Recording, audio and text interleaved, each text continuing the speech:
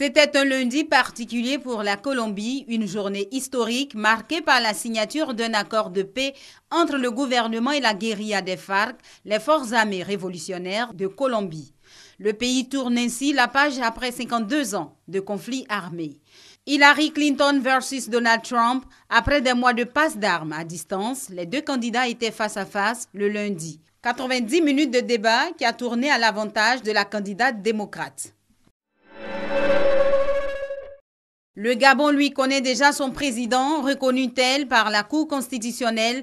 Ali Bongo a prêté serment ce mardi pour un deuxième mandat à la tête du Gabon.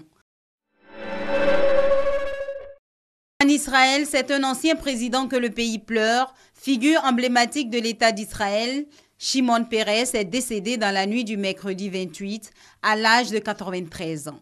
Son parcours politique qui aura marqué l'histoire de son pays lui a valu une reconnaissance internationale. Il a été l'un des acteurs de paix en Israël et la Palestine. La paix, le président turc entend la consolider dans son pays depuis le putsch avorté du 15 juillet. Jeudi, environ 32 000 personnes ont été arrêtées dans le cadre de l'enquête sur la tentative de coup d'État. Dans le viseur d'Ankara, l'ex-prédicateur Fethullah Gülen.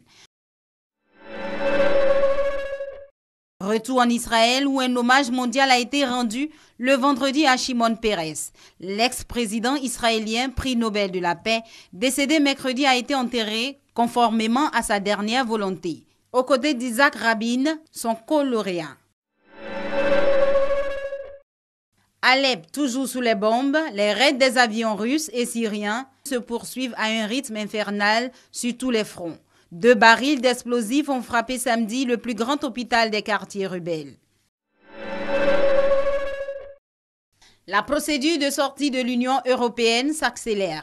La première ministre britannique a déclaré ce dimanche que le Royaume-Uni activera l'article 50 du traité de Lisbonne permettant de déclencher la procédure de sortie de l'Union européenne avant fin mars 2017.